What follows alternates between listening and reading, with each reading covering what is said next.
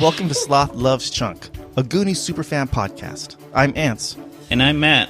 And we're your hosts for an adventure in search of amazing Goonies treasure. We're two superfans of the cherished 1985 classic film, The Goonies, and we're here to talk about all things related to the movie. From its quirky, iconic characters and hidden treasures, to the intense fandom it spread around the world. On this podcast, we'll be sharing our own personal Goonies stories, interviewing cast and crew. Yeah, right. I'm sick of your bullshit stories, Chunk. And meeting other Goonies superfans. It's gonna be amazing. More amazing than the time you ate your weight at Godfather's Pizza? So if you think this will be more amazing than the time Michael Jackson came over to your house to use the bathroom, go grab a treasure map, tear open a Baby Ruth, and get ready to play the bones. Because when we're done, your clothes are going to be out of style. Hey guys, and welcome back to episode 3 of Sloth Love Chunk. I'm Ants. I'm Matt. And this episode of Sloth Love Chunk, we are going to discuss the Goonies novelization of the movie that came out same time as the movie did. It was by James Kahn, Kahn.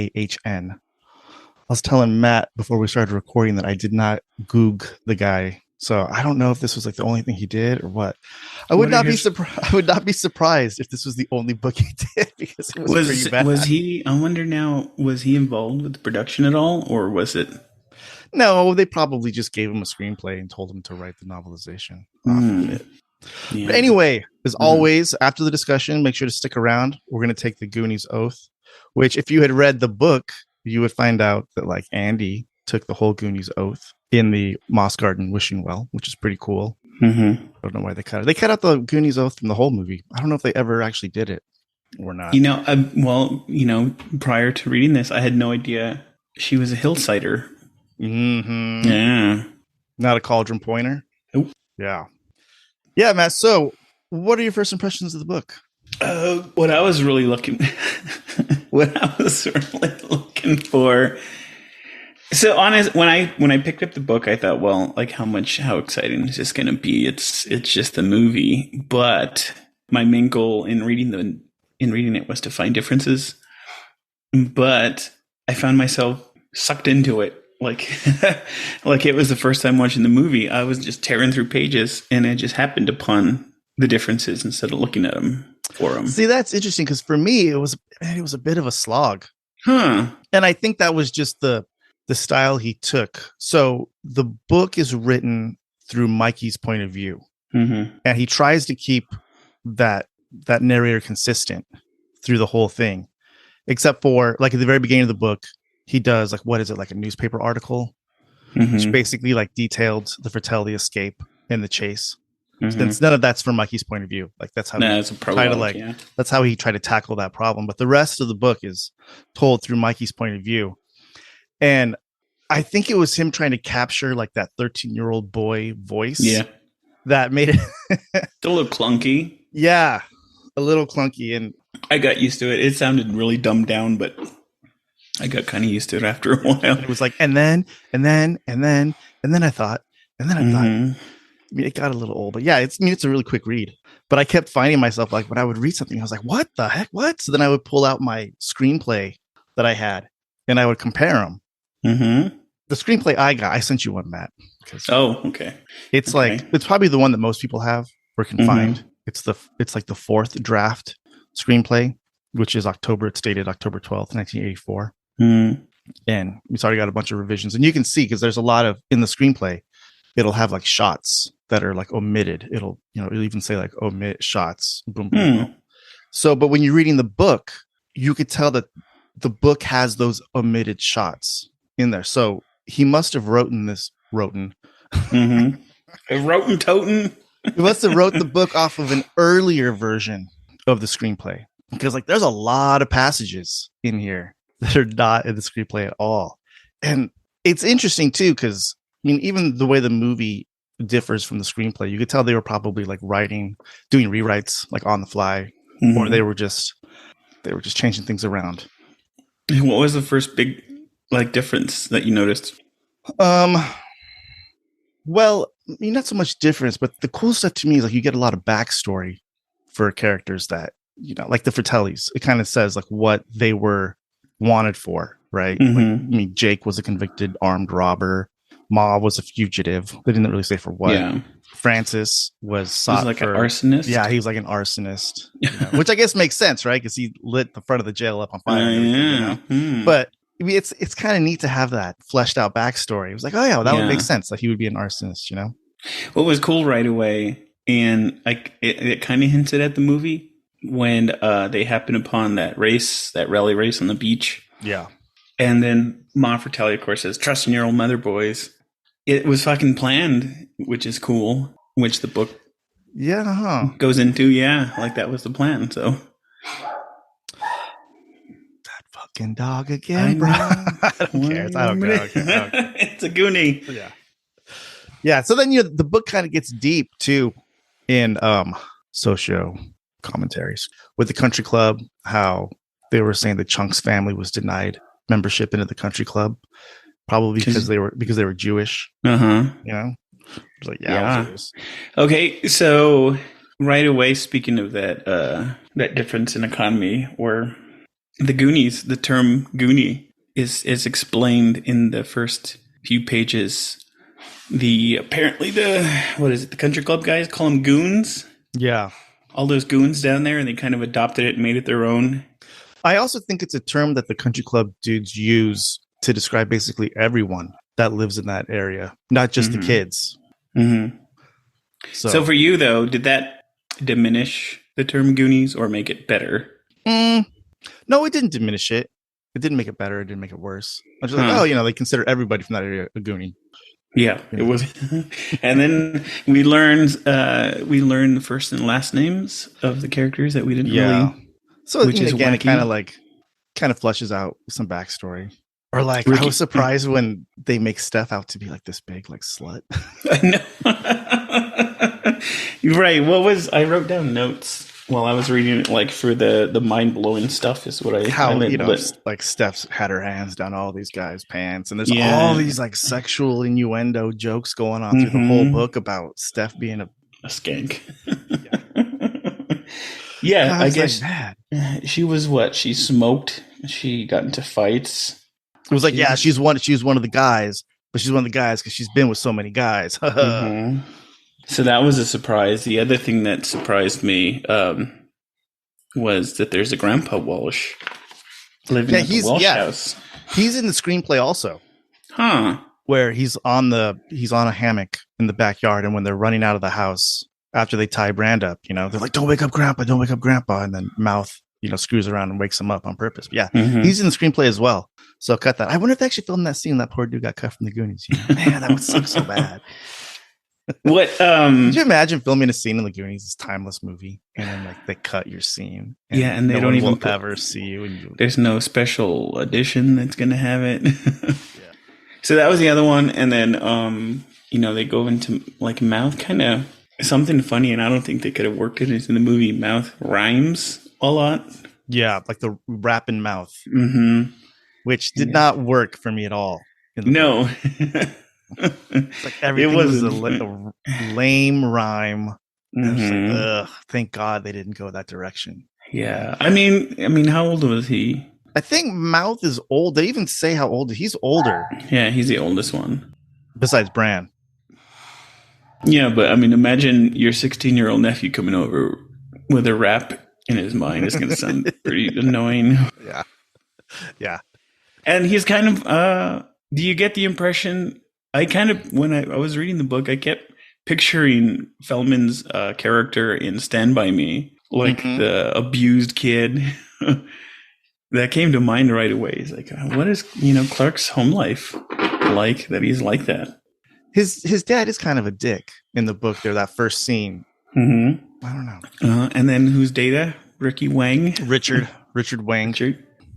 Is that how they call him in the screenplay? Richard. Yeah, they call him Richard. Huh? They mention his name. Yeah, that's kind of common knowledge. Richard Wang, or like Lotney for they don't call Sloth Lotney in the book, which I was surprised. Where did the names in the screenplay? I think so. They rename Sloth at the very end of the book after he gets adopted. They do. Sean. Well, I didn't make it all the way. So spoiler alert. Matthew, if you're gonna do this podcast, bro, you gotta be all in, man. You got to be all in. Yeah, he has a bar mitzvah, and they change his name to Jason Sloth Cohen. Really? At the end. Jason? I know. Whatever. Just rando name. What else were the little differences? I think stuff that like I was super excited and kind of really changed the way I view some scenes. Like I was like, holy shit, this is what it's actually going on, was when they were in the lighthouse lounge and it's Jake comes out. The boys are in there and, Ma kind of is like, what are you boys doing? And Jake comes out from like the kitchen. He's wearing, he's wearing like the apron and the gloves and stuff. And he's like, how am I supposed to create with that? Smithsonian, yeah. Right. And I always thought that he was cooking, that he was like cooking Sloth's food that he takes down to him later, right? That he's throwing in his face and stuff. I thought that's what he was doing. He was either cooking or he was like torturing the FBI guys. Is what I thought he was doing.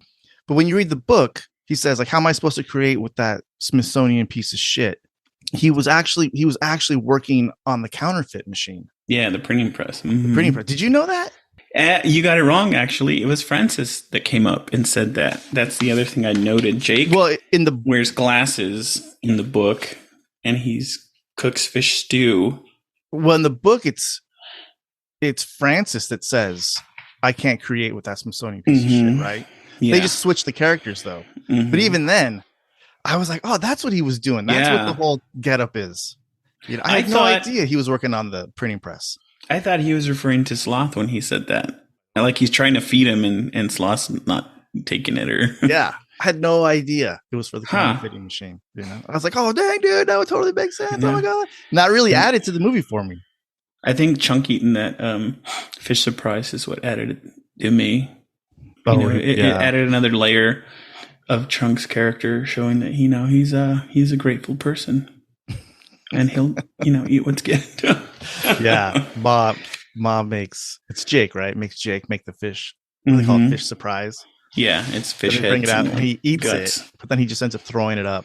That scene too, though, in this book, you can tell where they edited a lot out in the movie to make it flow better, which they did a great job editing the movie. Once you like read the screenplay or like read this book, and you can see how like it really could have each scene kind of like it's dragged out a bit unnecessarily to where they really cut out a lot of the fat, and made it. Yeah.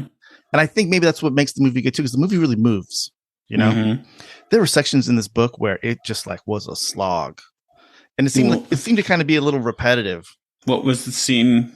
Oh my God, the worst scene of all in the book that like I was just like, why is this in here? Was when they were on the raft. You probably didn't get to the scene, did you? Let's pretend like I did. When was it? They go through the Skull Rock head thing, right? And first there's a whole One-Eyed Willie challenge to like, which hole are you going to take? Which is the right hole to take? You have to choose the right like skull hole. Which is like there's a skeleton out in front of the rock holding like a sword pointing at hole number 2 or whatever. Oh. And they're on the water on a raft. Man, I gotta back up because there's like this is one of the scenes where like it would really just drag out. So before that scene, Mikey starts thinking about a story where his parents were on I don't know, they don't mention it, but what was that old game show where they had to pick a door? Let's Make a Deal. Let's Make a Deal. They were basically on Let's Make a Deal. Mikey's parents, right? And like they went out there to try to make money because they're always poor. And Mr. Walsh had to pick a door. I guess his favorite number is like 2 or something. And he always picks that number, but at that one moment he like second guessed his guts and he picked a different door and he won like 1,000 toothpicks. So then they get to you got to pick a door basically with the Skull Rock. Mikey's like, then it makes Mikey, I got to follow my gut. And so, he picks the right one. So they go through the Skull Rock and they end up basically like they're in a huge cavern. And the way it's described is a miles long cavern. You can't see the end of it. It's just pure black. There's fog everywhere and there's rafts, little wooden rafts everywhere. So they all get on a raft and they're just floating. They're just floating in the water with no light, nothing. They're just floating there forever. And I'm like, what? And I was thinking, is this supposed to be the water slide scene? They just cut this raft scene out and replace it with the water slide, but the water slide scene is still in it too. So they're just sitting on it seems like hours. Is it character building though in between? Kind of. So then they go to each character. They don't go to all of them. It's sort of, what are your fears, or what is this? And then Mouth does a whole 5-page retelling of the monkey paw story, where it's cursed and you get what you you get so many wishes, and and it was the whole monkey paw story. I was like, they're not going to retell this whole story. And then, sure enough, they did. And they're just floating in this raft, and then the Fratellis end up on a raft too. And they almost bump into them, but the Fratellis don't see them because the fog is thick, and it was rough. And then they just end up on a shore, another shore somewhere, and then they go through some more tunnels of 30-minute walking, and then they get to the water slide thing. And did that translate to the script? No, but that wasn't in the screenplay. Thank God. Yeah, because it's a topic probably for another cast, but there was all these a lot of crazy shit that didn't make it, like the monkeys and the and all that kind gorillas. Of stuff. Yeah, the gorillas aren't in the book at all. I was surprised. But then it's also, how do you put them in, because none of the monkey hijinks happens with the Goonies around. Kind of Chunk. Oh, I get it. A little bit of Chunk, And there's a clunky part of the book where they basically have to tell what happened to Chunk, right? But it's out of Mikey's point of view. Oh. So then it turns into, there's a whole chapter where it's like, well, let me tell you what happened to Chunk at this time. This is what he told me. Chunk told me this, and Chunk told me that. And it's basically the whole how he met Sloth, how he got, caught by the Fratellis. Right, yeah, that side story. Yeah. And I was like, I guess it's effective, but yeah, so there's a lot of the movie where events are happening outside of Mikey's POV. So it's not in the book because you can't really put it in there. Oh, right. So do you not get from the movie, Chunk and Sloth have their own adventures, right? They go through the pipes behind the gang, and they... Yeah, well, they put all that in the book as Chunk retells it to Mikey. And it's really interesting. They have Sloth is this Zen master where he just sits down and starts meditating at one point right outside the Moss Garden wishing well. They show where Chunk and Sloth are actually watching the Fratellis go through the Moss Garden wishing well, and they try to kind of stay in the shadows and stay out. And Sloth's just sitting there cross-legged, meditating. Really weird. Yeah, that would not have fit his character. Wow, this is a pretty deep guy. I underestimated this guy. Yeah, now that's a good segue to what I wanted to bring up next. What I liked with inner monologue with Mikey, how complimentary he was of his fellow Goonies, except for his brother. Well, yeah, he's always shit talking his brother. Yeah, he's shit talking he gets a little uber competitive with Brand too when it comes to Andy. Really? He's basically trying to steal Andy away from him. I did even at the end of oh my God, did you get to the kissing Andy scene? No. Oh dude, I gotta read it. Okay. It got horny. I'm gonna read this shit verbatim. Okay. This can be good. But before you get to the negative, let's take a moment to he compliments what he says. Chunk's a good all around guy, and he feels shitty about the truffle shuffle, and then he talks about Data and how he's super smart, which is kind of cool, especially kids complimenting each other like that. It'd be kind of weird for a 16-year-old to tell his buddy he thinks he's smart. Yeah, but he is still mean to Chunk, even after he kind of purposefully has him break the frame with the map in there. He's still true. Man, you're such a klutz. And I was like, dude, you want him to, but he kind of yells at him. Yeah, that's true. He wasn't playing around. He shows a little regret, but anywho, let's get to this is my favorite passage from the entire book. This is Mikey describing kissing Andy in the dark cavern. This is hilarious. This is the last line. Drink. Okay, here we go. Andy stuck her tongue into my mouth and sort of licked around in there. It was pretty weird, but I liked it. I don't think I'd ever had anything in my mouth that felt anything like her tongue. Even my tongue didn't feel like that. Then I realized everything was going on in my mouth. So I stuck my tongue into her mouth and sort of slid it around her tongue. And she started making these little whimpery kinds of noises. My hand was still on her breast, and I pressed down a little harder, but I didn't move it around much. I was afraid she might get mad and make me stop or tell Brand, and then he'd make me sorry. She didn't seem to mind me just pressing down, though, so I did it with my other hand on her other breast, too. And for just a few seconds there, I forgot about One-Eyed Willie. Oh, my Lord. I'm sure you do forget about your One-Eyed Willie, buddy. You switch One-Eyed Willies. I'm like, what the hell, you know? Dude. So he got to second base with Andy? Little softcore there. Oh, wow. I forgot what I was going to say. My goodness. So what is it like when, so now that we know he touched her some boobage, what was her reaction later when she realized it wasn't him? They don't ever. Really? She never, even like on the beach, she never realizes it was him. Like Steph keeps the secret. There's another scene towards the end of the book where he's leading Andy like through a tunnel. And what's really interesting in the book too, and you don't see it in the movie, is light is a very big problem in the book. They're always in darkness because they're using flares that they found from Chester Copperpot, or they had like a lantern, but then they lose it. So they're always like in pitch black darkness, kind of claustrophobic feeling. Yeah. And so a lot of times Mikey's with Andy, either like holding her hand or doing things like that, but she thinks it's Brand. And so this is when like Mikey gets a little competitive with Brand, you know, because he's kind of like, oh, she'll learn that it's being me, sneaky, yeah, you know. And I was the tough kid. So in Andy's mind, in the Goonie universe, how old? Andy's in her 50s. Right? What? No, just go with me here. In the Goonies universe, Andy still thinks that her first kiss with Brand, was with Brand. So they never like address it. Like they do in the movie at the end. So she was telling her grandkids, like, "Oh yeah, your grandpa felt my titties in the wishing well." Yeah, that makes me want to jump to that spot. It's page 99. Okay, you're just gonna read it over and over all night, aren't you? I was on page 90. That stings. The little changes that I thought was kind of cool. Data gave the map speech, like he disregarded the map. Yeah, in the attic. Yeah, in the attic, when in the movie where it's Brand is saying, you know, oh, Dad will say anything, get you, or whatever. Oh, you know, everybody and their parents weren't looking for, grandparents weren't looking for that when our parents were our age. It's Data says it.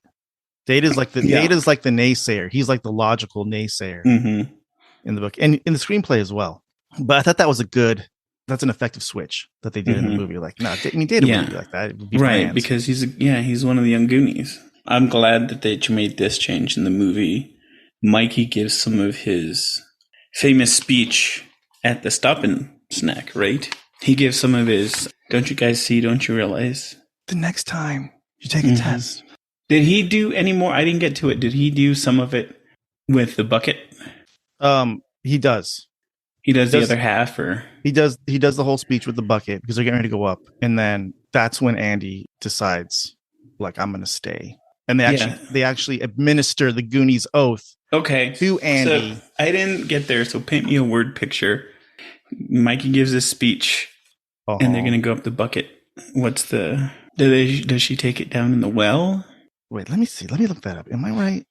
Mm-hmm. Yeah, because right now I'm looking at, he's giving the whole speech. Next time you take a test, it'll be another school. And then right after he does that, right after he says that, it's our time down here, he does my mom and dad at Let's Make a Deal game show speech. He goes, there's a couple years ago, my mom and dad were on that big game show. Remember, Bran?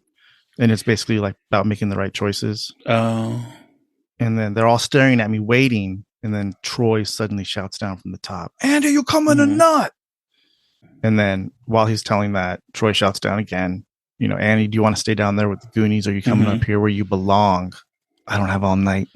Oh, boy. And everyone's looking at Andy. What an asshole. And then, without a second of hesitation, she picks up 3 large rocks and puts them in the bucket. Then she takes off Troy's leather sweater and piled that on top. And then she tugs on the rope 3 times. He pulls it up. All you hear is Troy's Mustang peeling out because he's upset. And then automatically it says, we heard Troy swear and roar off in his Mustang as I had Andy raise her right hand and repeat after me. Let's do the Goonies oath. Oh my God. I will never betray my Goondock friends.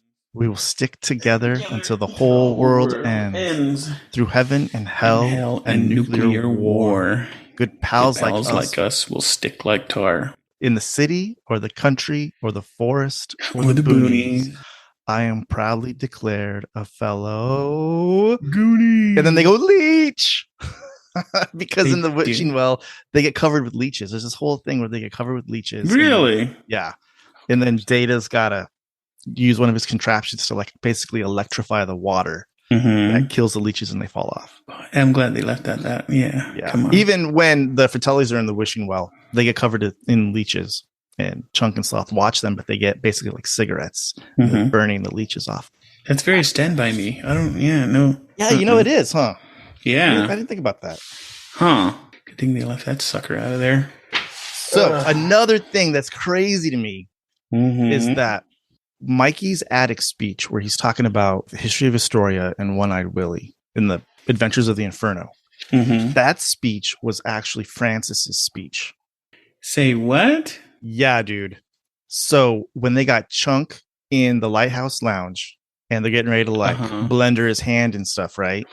And they find the doubloon on Chunk and they pull it up. And Francis is apparently some like ancient coin expert all of a sudden. So he recognizes it. And this is when we learned One-Eyed Willie's real name.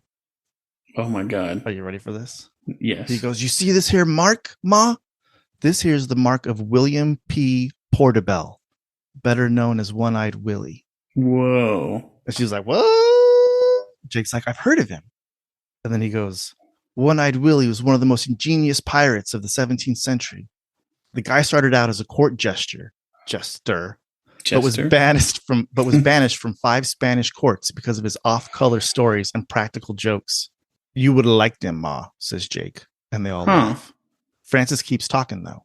So Willie formed this pirate band. They set sail on a ship named the Inferno. Willie and his men marauded hundreds of the king's ships. They amassed a fortune, a treasure worth millions. Then, legend has it, 3 of the king's ships chased him farther and farther north until he got all the way up around this area.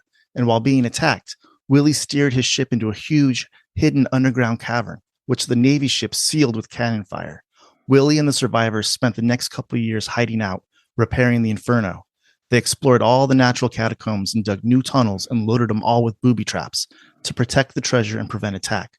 One of his men must have escaped to tell the story, and that story has been passed down generations to generations over 300 years. That's totally Mikey's attic. Yeah. That attic speech, but it's Francis telling it. I was like, what? Wow. Good old Francis. So that makes sense too, because the story I was telling you, I don't know, was last episode where Sean Astin said that Richard Donner pulled him aside before the attic speech, and he basically told him, right? And I was just thinking, like, well, wouldn't this just be in his lines? But it wasn't. It was really Francis's lines. So Sean Astin probably didn't, memorize this speech ahead of time because it wasn't his lines. It was somebody else's lines. So then he tells him that story, tells him go inside and recite it. Oh, and that's where it came from. I see. That's good. And William P. Portobello. What the heck, dude? I know. That's not a very strong name. You don't want to sound like a mushroom when you're trying to instill fear. But when you were telling me right away, I got the idea that they're trying to make One-Eyed Willie sound like a Goonie.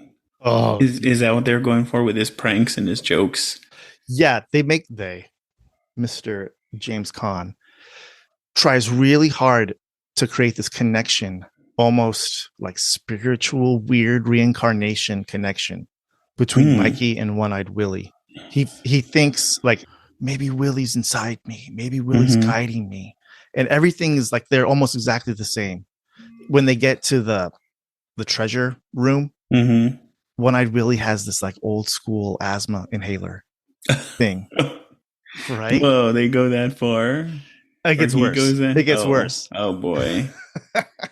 And then he has a letter, which is basically his last will and testament, I guess. And he explains. Mouth is translating it, but it's kind of clunky because they leave spaces out because Mouth either can't translate the words or it's just unreadable because it's so old. But he tells how they got stuck down there, and for a while they were having good times, but then the men, even though they had so much riches, they became greedy and started killing each other.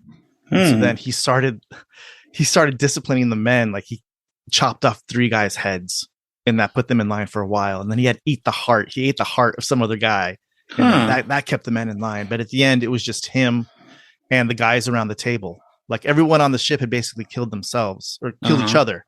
When I watched the movie, I always assumed that Willie had ordered everyone to be killed. That's what I assumed. But the book states that they had basically killed each other out of greed. And so at the end, it was just Willie and his lieutenants in that throne room. And even then, once they were together, they started killing each other out of greed. And Willie was the last one. So he was actually down there for years by himself, even after everyone was dead. And he prays to God saying, give me, he was just lonely. Give me men to come and if you give me men to hang out with, I'll give half of my treasure to the church. And no one comes. Then he curses God. Oh, wow. At the end, he gets, very angry because he's just been forgotten. But then it's kind of crazy where the end of the letter, he says, one day the boy will find me and this will be his. Oh boy. And it's dated. The date that he signed, that what I really signs off on it is like an anniversary of when they find him. October 25th, 1684. And in the book, The Goonies Adventure starts October 24th.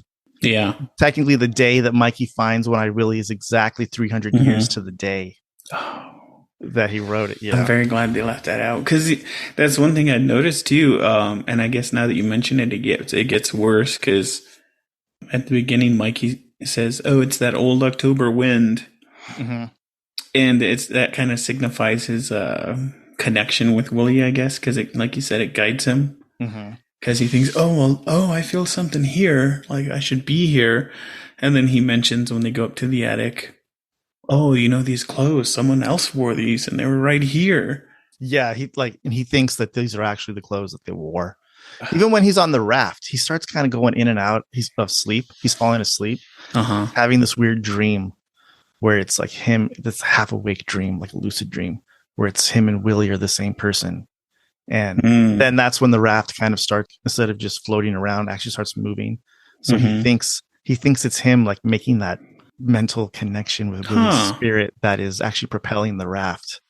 And he tries to stay in this in-between state of awake and asleep to not lose that vibe.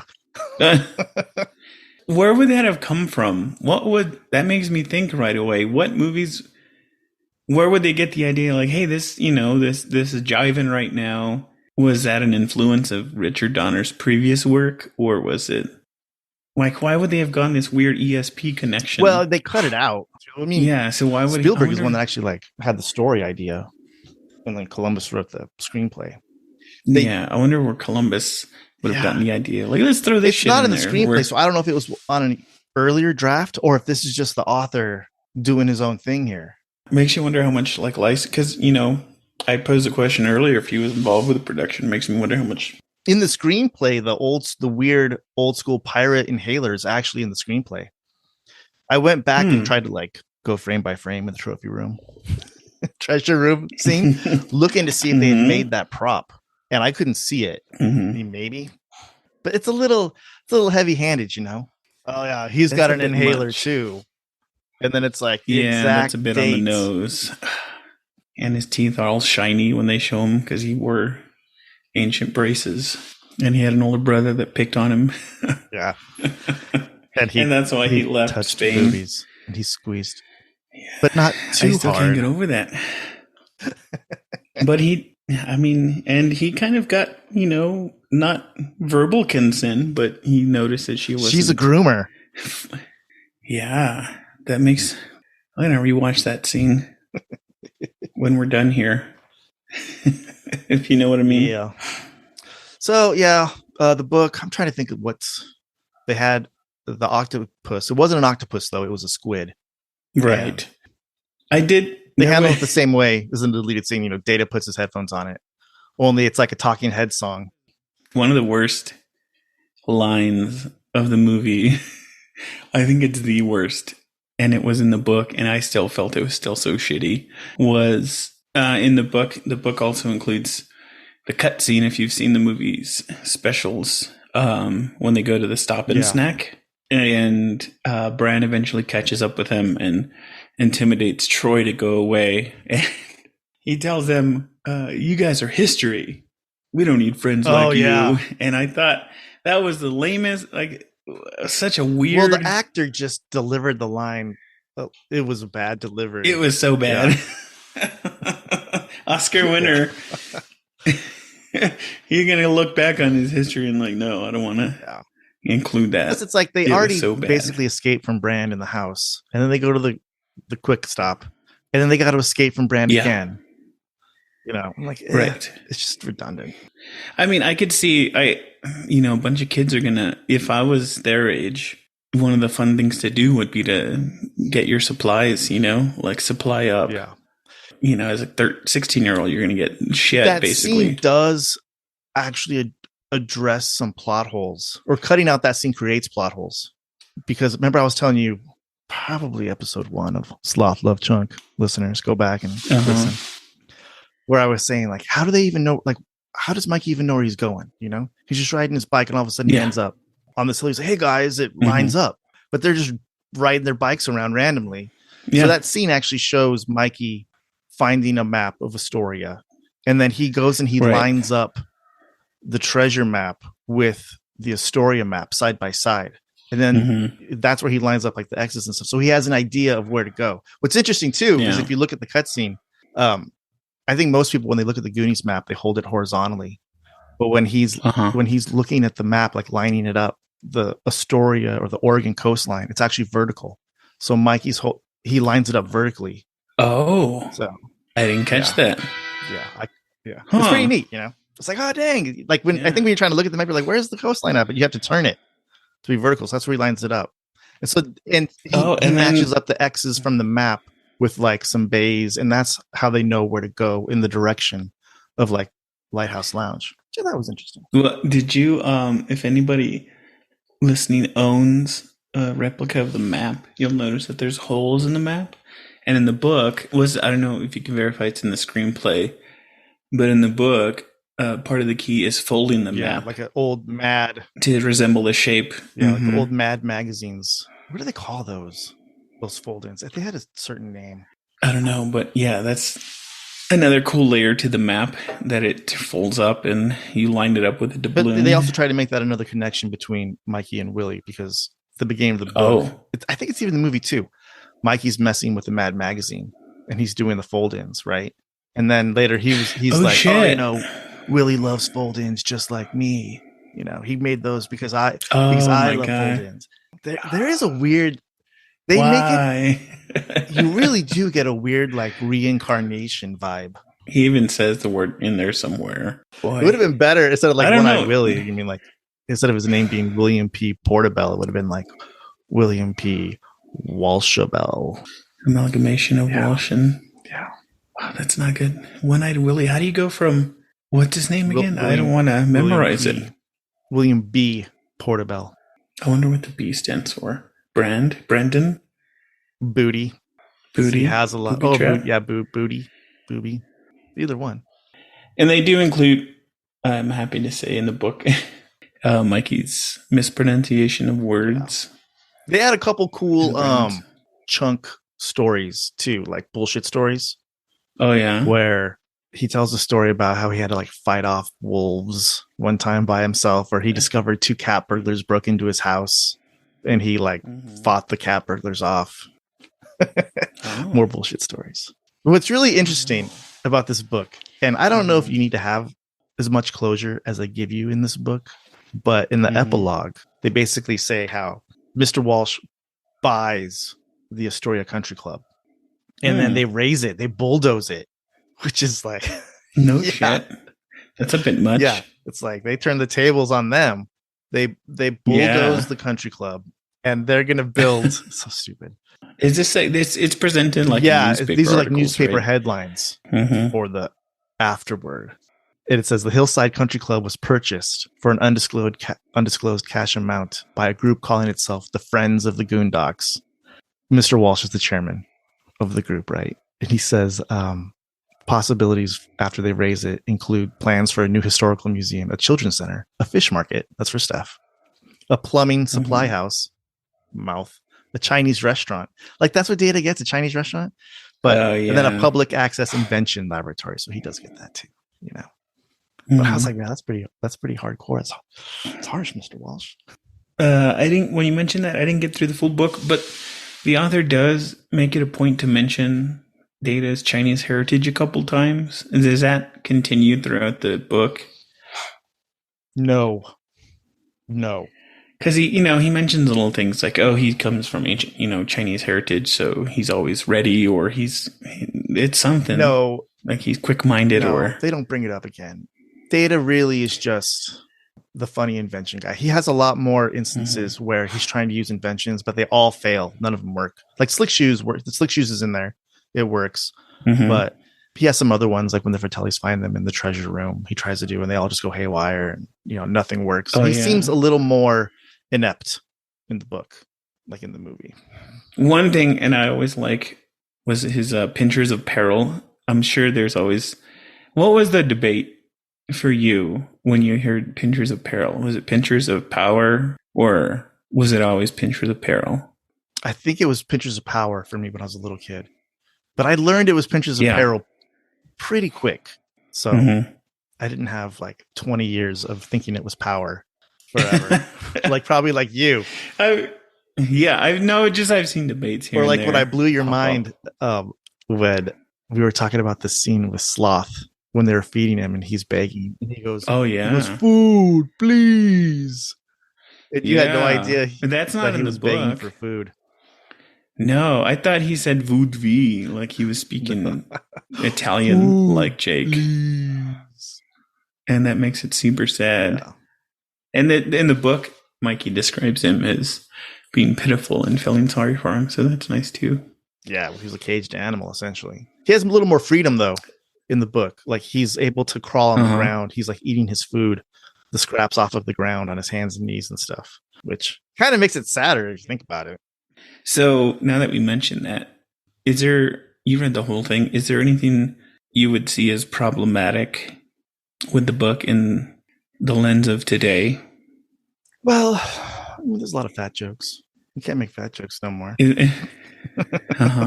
think that, I think describing grabbing teenage girls' breasts is probably problematic.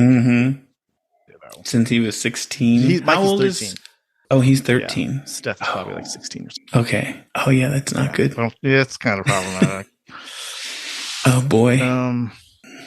I was surprised that they didn't use any insensitive terms towards Sloth, considering the time. I thought they would have called him like retarded or something like that.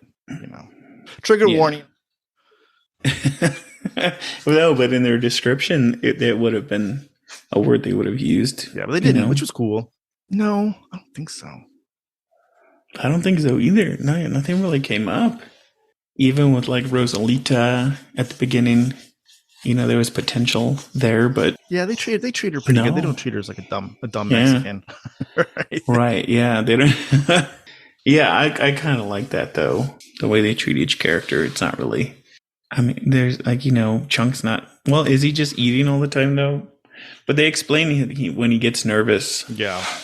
Same thing with Mouth in the book. When he gets nervous, he's got to start rapping. So they don't they don't make Chunk like just a bumbling idiot though, right? No. Value. Yeah. But he's really not in the book terribly much because it's being told through Mikey's POV. There's just that one chapter where Chunk is basically telling his short little adventure with Sloth. I mean, he does show up at the end there, but he doesn't swoop in with Sloth either. How he rides his back down the mast. He climbs over the edge.